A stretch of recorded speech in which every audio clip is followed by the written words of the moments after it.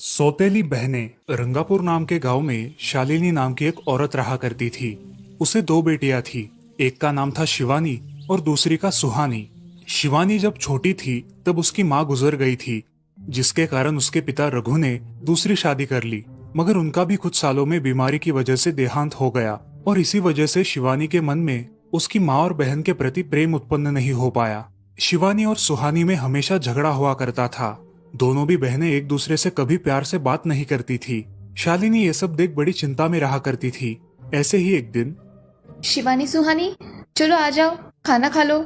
हाँ माँ आई। हाँ माँ, मैं भी आई। ऐसा कहकर दोनों बेटियां वहां आ जाती है और देखती है तो उनकी माँ ने उन दोनों के लिए गाजर का हलवा बनाया था। वो देख सुहानी और शिवानी बहुत खुश हो जाती है। माँ, तुमने ये हलवा मेरे लिए बनाया है? मुझे बहुत पसंद है। मुझे पता है कि मेरी दोनों बेटियों को हलवा कितना पसंद है, इसीलिए तो मैंने तुम दोनों के लिए हलवा बनाया है। और मेरे लिए माँ? अरे हाँ बेटी, मैंने तुम्हारे लिए भी बनाया है। चलो अब जल्दी से खा लो, तुम दोनों को कॉलेज भी तो जाना है ना। जी माँ, मैं ये कटोरी ले लूँ? मुझे जल्दी पहुँचना है कॉलेज में। हाँ ले लो। और सुहानी, तुम ये वाली कटोरी ले लो। जी माँ। दोनों भी हलवा खाती है और एक दूसरे की ओर बहुत गुस्से से देखकर वहां से चली जाती है। वो दोनों भी कॉलेज में एक साथ पढ़ा करती थी। फर्क सिर्फ इतना था कि शिवानी 3rd ईयर में थी और सुहानी 1st ईयर में। उन दोनों में 2 साल का अंतर था। फिर भी दोनों में हमेशा नोकझोंक हुआ करती थी, जैसे कि वो दोनों एक दूसरे की दुश्मन हो। ऐसे ही एक दिन दीदी, मेरे कॉलेज की ट्रिप जाने वाली है। तुम्हारी भी ट्रिप जाने वाली है क्या? हाँ, मेरी भी जाने वाली है, मगर मेरा जाने का मन नहीं है। क्यों दीदी? क्योंकि वहाँ पे तुम हो। मुझे भी कोई शौक नहीं है तुम्हारे साथ आने का। मैंने ऐसे ही पूछ लिया। मैं जा रही हूँ। शिवानी और सुहानी एक दूसरे की ओर मुंह फेरकर वहां से चली जाती है। अगले दिन दोनों भी कॉलेज में जाती है। तब उनके टीचर उनसे पूछते हैं, शिवानी, तुम कॉलेज की ट्रिप में आने वाली हो? जी सर, मैं आने वाली हूँ।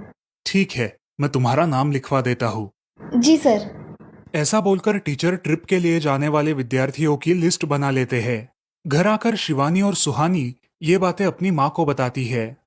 सुहानी, शिवानी, तुम दोनों ट्रिप के लिए जा रही हो, मगर वहां जाके झगड़ा मत करना, नहीं तो ट्रिप पे जाने की कोई ज़रूरत नहीं है। नहीं माँ, हम झगड़ा नहीं करेंगे। हाँ माँ, हम झगड़ा नहीं करेंगे। तो फिर ठीक है, तुम दोनों जाओ। ये लो ट्रिप के लिए पैसे, और बाकी के ये तुम्हारे पास ही रखना। माँ, हम कल जाएंगे और 2 दिन के बाद वापस आएंगे। ठीक है, चलो अब सो जाते हैं, कल तुम दोनों को निकलना है। अब वो सब खाना खाकर सो जाती है। अगले ही दिन सुबह उठकर वो दोनों भी अपने अपने बस में बैठकर ट्रिप के लिए निकल जाती है और इधर शालिनी अपने काम में व्यस्त हो जाती है। ऐसे ही कुछ देर बाद शालिनी को शिवानी का फोन आता है।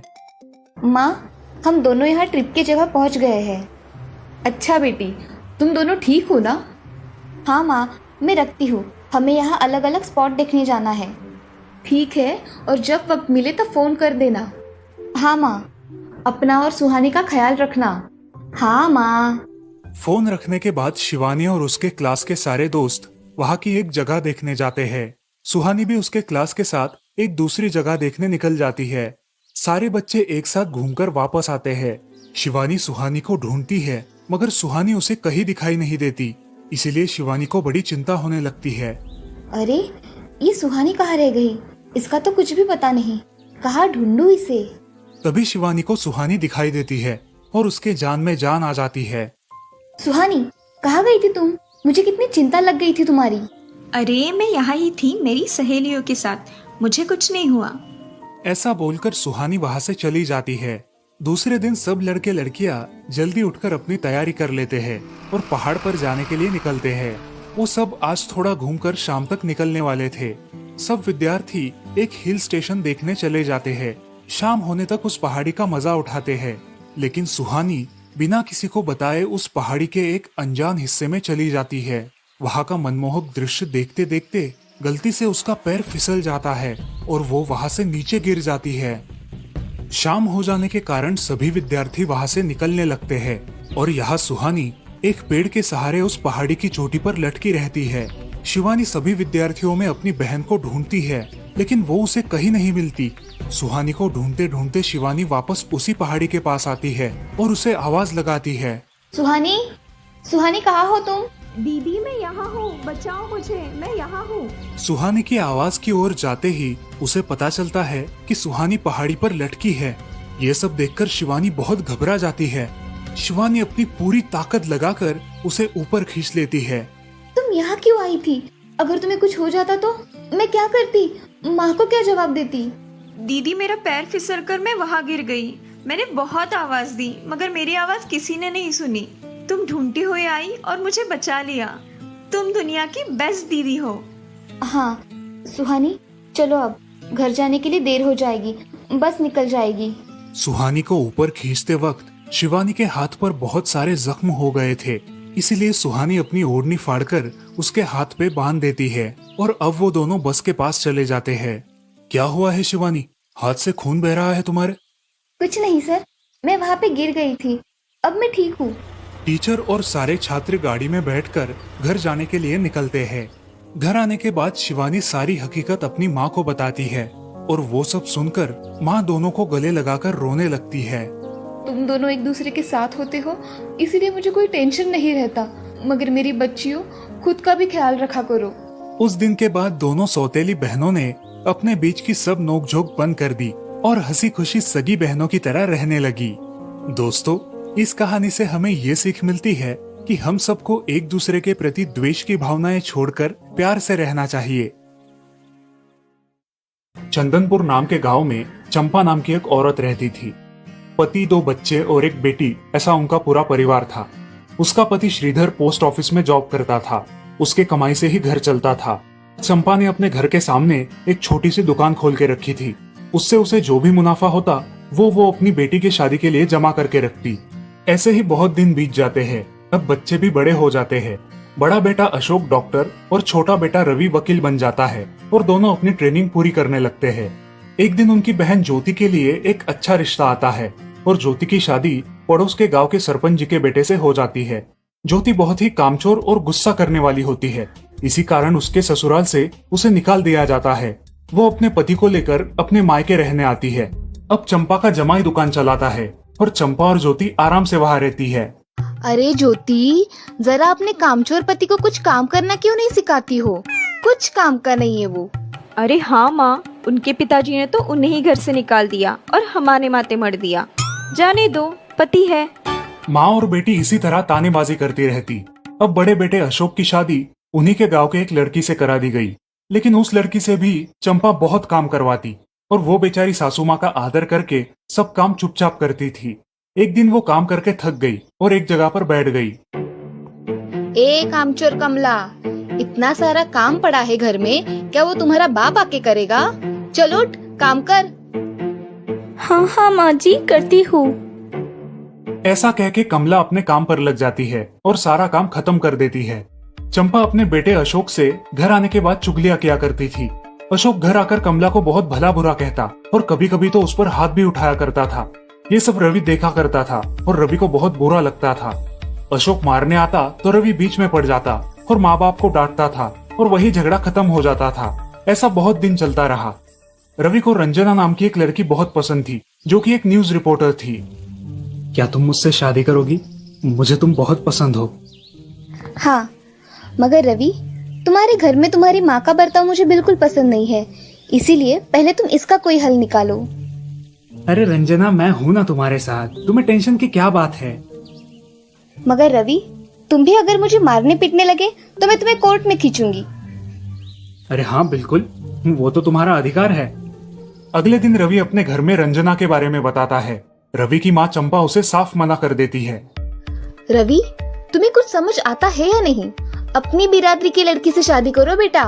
इस घर में ये आखिरी शादी है और मेरे भी कुछ अरमान है बेटा। अजय, आप कुछ कहते क्यों नहीं? हाँ बेटा, तुम्हारी माँ सही कह रही है, तुम इसकी बात मान जाओ बेटा। नहीं पापा, मैं शादी करूंगा तो सिर्फ रंजना से, वरना मैं शादी नहीं करूंगा। सब चुप हो जाते हैं। अगले दिन रवि मंदिर से शादी करके घर आता है। सब अचरज से रवि की ओर देखते हैं और चुपचाप अपने कमरे में चले जाते हैं। कमला उन दोनों का स्वागत करती है और वो दोनों अपने कमरे में जाते हैं। कैसे लगा मेरा घर? अच्छा है, मगर सब मिलजुल के रहे तो और भी अच्छा होगा। रंजना, तुम्हें मेरी माँ को सबक सिखाना होगा, तभी घर के सारे सदस्य ठीक हो जाएंगे। ठीक है रवि, जैसा तुम चाहो। अगले दिन रंजना अपने घर के मंदिर में पूजा करने जाती है। तभी रुको, मेरे भगवान के मंदिर में तुम मत आओ, जाओ यहाँ से। ये कहकर सास रंजना को वहाँ से भगा देती है और घर के किसी भी काम को करने से मना कर देती है। तब क्या माँ जी, आज से मैं इस घर की बहू हूँ। इस घर पे मेरा भी उतना ही अधिकार है जितना कि आपका। क्या बोल क्या रही हो? निकल जाओ मेरे घर से। खबरदार अगर हाथ भी लगाया तो। पता है ना, मैं न्यूज रिपोर्टर हूँ। रातों रात खबर छाप दूंगी और कोर्ट के चक्कर लगेंगे वो अलग, समझिए आप। सास चुपचाप देखने लगी और उसकी बेटी और ससुर भी देखते ही रह गए। रंजना ने कमला से कहा, दीदी मुझे आपसे काम है, आप मेरे कमरे में आइए। और हाँ, आज से खाना ज्योति दीदी आप बनाएंगी। अरे माँ, तुम कुछ बोल क्यों नहीं रही हो? ये मुझे काम करने को बोल रही है। अजय सुनते हो? चलो मेरी मदद करो। हाँ आता हूँ। ज्योति किचन का काम करने चली गई और सास बाहर का काम करने लगी। रंजना कमला को लेकर अपने कमरे में गई और उससे कहा, कमला दीदी, आप कुछ कहते क्यों नहीं? आप चुपचाप सह लेती हो, उसका ये नतीजा है। अब देखो दीदी कैसे काम कर रही है। आप कुछ काम करती थी क्या शादी के पहले? नहीं रंजना, मगर अब घर से ही अपना खुद का कुछ व्यवसाय शुरू करने का सोच रही हूँ। बहुत अच्छे दीदी, अब आप किसी से मत डरिए, हम हैं आपके साथ। सच में किसी के साथ होने का कितना महत्व होता है। अब उसकी सासू माँ ही घर के सारे काम करने लगी थी और ज्योति को काम करवाने की वजह से ज्योति भी अपने ससुराल जाने की सोच रही थी। अजी, यहाँ तो काम वाली से भी ज्यादा बुरी हालत हमारी हो गई है। चलो हम हमारे घर चलते हैं, सब है हमारे यहाँ। अरे रे, आप कहाँ चली? अभी भी काम बाकी है। ज्योति का पति रंजना से धन्यवाद कहता है और ज्योति को लेकर अपने घर चला जाता है। अब सासू माँ एक दिन पूरा काम करके इतना थक जाती है कि उसके बदन में बहुत दर्द होने लगता है। तब दोनों बहू सास के पास चली आती है और एक बहू सास के पैर दबाती है तो दूसरी बहू सर दबाती है। सासू माँ उठकर रोने लगती है। मुझे माफ कर दो मेरी बेटियों, अब से कभी ये गलती नहीं होगी। सास को उसके किए पर पछतावा होता है और ये देखकर घर के सभी सदस्य बहुत खुश हो जाते हैं। रवि और रंजना भी बहुत खुश होते हैं। वाह बहू, जो आज तक नहीं हुआ वो तुमने करके दिखाया। बहू हो तो ऐसी। रंजना अपने बर्ताव के बदले माफी मांगती है और अब सब लोग खुशी खुशी रहने लगते हैं। तो दोस्तों, इस कहानी से हमें ये सीख मिलती है कि हम सब मिलके परिवार बनता है और हम सब परिवार का महत्वपूर्ण अंग होते हैं। परिवार के काम मिल बांट कर करना ये हमारी वैयक्तिक जिम्मेदारी है।